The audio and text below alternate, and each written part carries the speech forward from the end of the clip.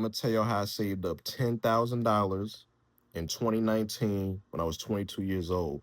That was my first time touching five figures. That was my first time touching five figures. There was a few steps I had to take to get there. I had to get more hours at my job. That's the first step. Went to my boss, let him know, like, listen, I'm ready to work. See, most people try to tell you, oh, don't go in there being thirsty. Don't try to be. Listen, if you need money, you gotta go in there. You gotta get to the money. You gotta talk to the boss. I ain't telling you to kiss ass or get on your knees or do anything extracurricular to get your hours. Go in there, get more hours. And that's what I did. Came to him. I was a man at that time. I was 22. So I went to him, said, listen, I need more hours. And you know what he did? Gave me more hours. He seen I was hungry for it. He gave me more hours. So I worked as many hours as I possibly could. So that was the first step, just getting more hours. Number two, putting myself on the super, super, super strict budget. The strictest budget I've ever been on in my life. I put myself on a $5 budget, $5 per day budget. Every day I'm at work, I'm only spending $5. That's what I did for the whole year. $5. I would go get a muffin. At that time, the muffins and the little cakes, they were $1, maybe $1.25. I had my employee discount, get it down to like $1, even less than $1 sometimes, like 80, 75 cents. Then I would get me some water and I would get my Arizonas. Shout out to Arizona. I would get those. That would come out to $5.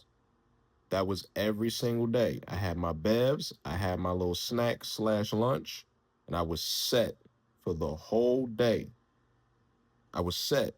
I would get the chocolate muffins or I'll get the corn muffins.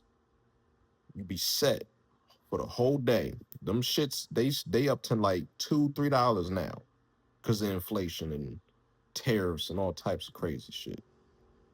But back in 2019, they were $1, $1.25. It was reasonable. And that's how I was spending $5 a day. That was my $5 a day budget, no matter what. I stuck to it. I was not spending 10, 15, $20 on lunch like I ended up doing now. And I need to get back to that. I need to get back to that super strict budget. The third step was automated savings.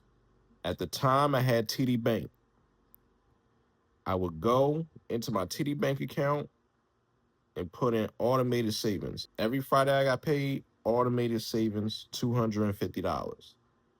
So bottom line, no matter what, I was saving $500 a month. Now, anything outside of my expenses and my savings that I didn't spend and I had some money left over, I would throw that into my savings. So that would easily sometimes be an extra $150, $200, $300 that will go into my savings. And in some months, when you get paid bi-weekly, there's a couple months out of the year that you end up getting 3 checks. So if you divide it up properly, at least 2 months out of the year, you could end up saving $750 to $1,000 minimum if you automate the savings. So you just gotta list all your expenses, pick a good little number. It could be $50, it could be $100. You immediately automate that to your savings account. Now, back then I had TD Bank. Now I have Capital One. Capital One has a high yield savings. You'll get a percentage on your money. It is much better to get percentages on every dollar you save versus a traditional bank. They offer literally 0.10% versus a bank like Capital One that offers 3.5, 3.2, some of them even offer 4%. You better off going to those type of banks. So don't repeat the same mistake I made, because my 10,000 could have been more had I known back then. Fourth step is just being disciplined. It's just being completely disciplined, and you stick to the plan. No matter what, you stick to your plan. After you get your hours, after you establish that budget, you automate your savings, everything comes down to discipline at that point. 2019 was my peak year financially. It's my peak year.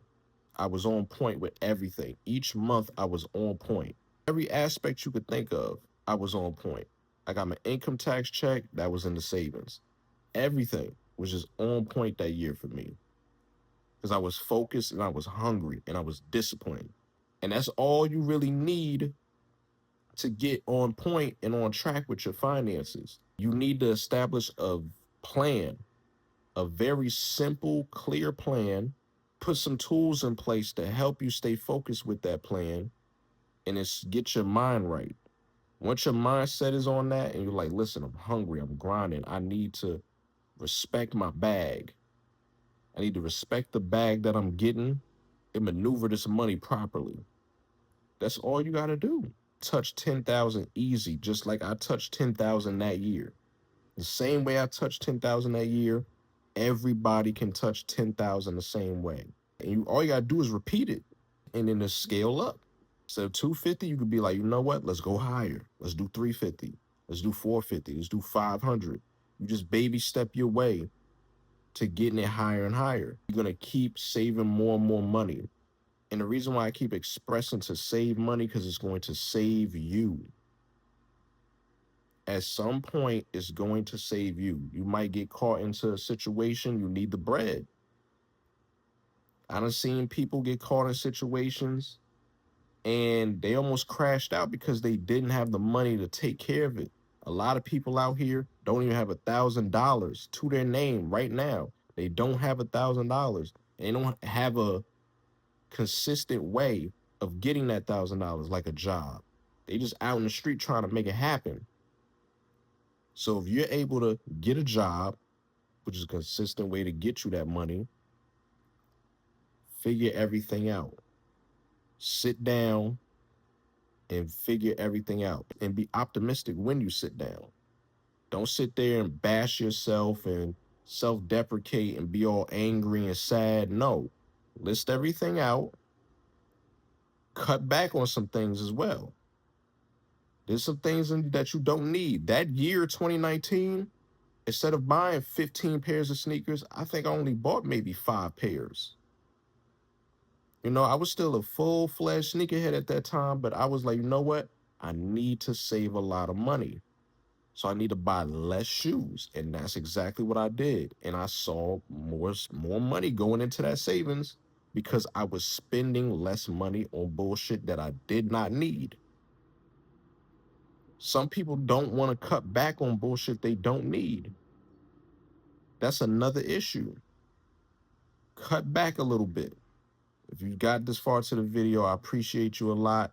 Like, comment, subscribe, DM me on Instagram. Everybody Eats 973. Let's keep this rolling. All of this ain't just about me. I want to help other people save money. This is not just about me at all.